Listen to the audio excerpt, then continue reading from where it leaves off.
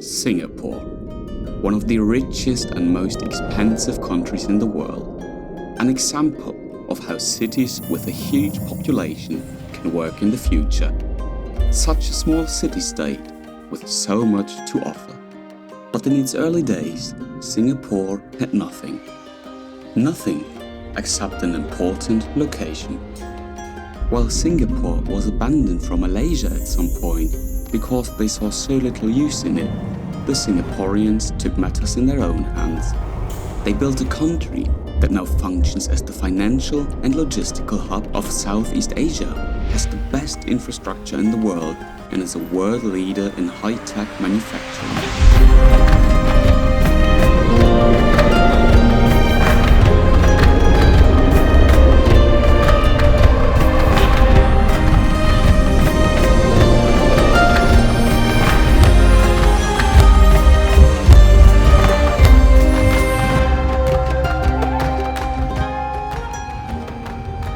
Singapore has not always been this role model of a city. After the Second World War, Singapore was afflicted with an opium crisis. Most population was living in slums and unemployment was great.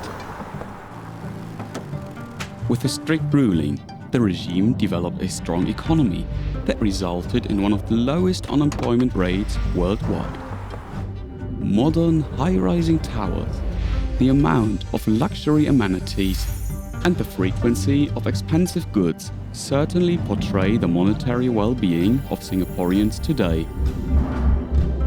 With the help of the government, it is nowadays possible that more than 80% of the population live in self-owned housing.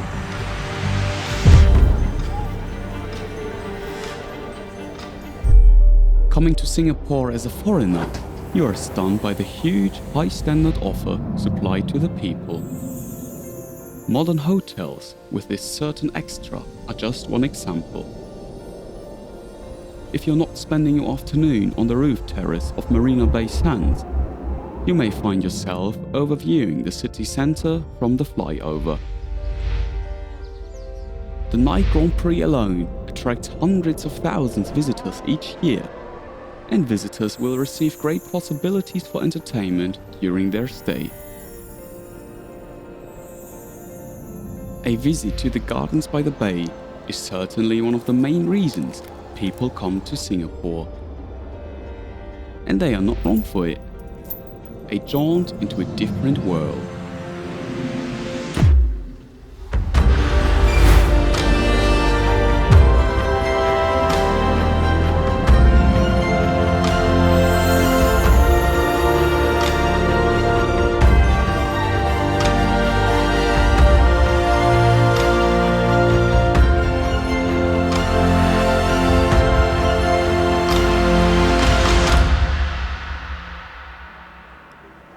One important aspect that led Singapore to its richness and the flagship country it is was its early investment in future-proof infrastructure. Singapore developed as the global logistical hub for Southeast Asia. With its important location around the Malacca Strait, the country connected the trade between Asia and Europe already a long time ago. Investing in the harbour and the connection to the Asian mainland resulted in a significant economical growth. Singapore now functions as the middleman for international trade.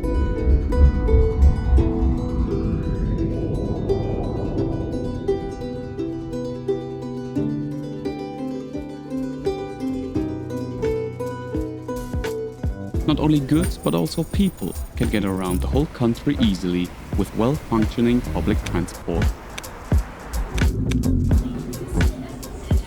The trains run so regularly and on an incredibly high frequency. Singapore always believed in technology and it pays off. With offering everyone the quick access to all necessary institutions and investing in its population's education, Singapore built an incredible, efficient and disciplined workforce over the years.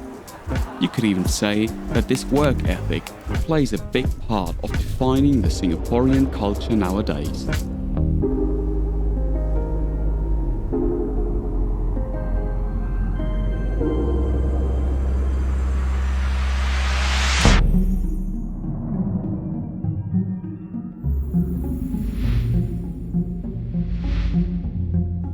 Just out of historic development, the population is formed by many different ethnicities, but so has developed Singapore's culture over the years.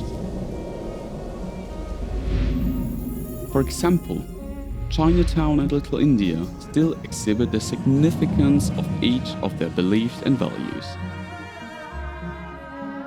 All over the city, you find relics of different ethnic groups that, together with other mentioned aspects, constitute the Singaporean culture today.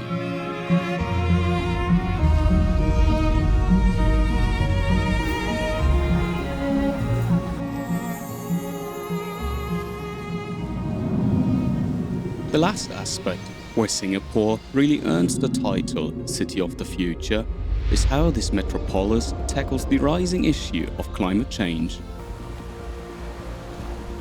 You may have noticed how many green features there are around the streets of this city. But not only the streets, greenery is more and more found in and on buildings as well. Even though Singapore has only limited space, many parks are found nearby. All in all, this greenery isn't only for aesthetics. Its purpose is to cool down the whole city, since Singapore is an extremely hot country with averaging 28 degrees throughout the whole year.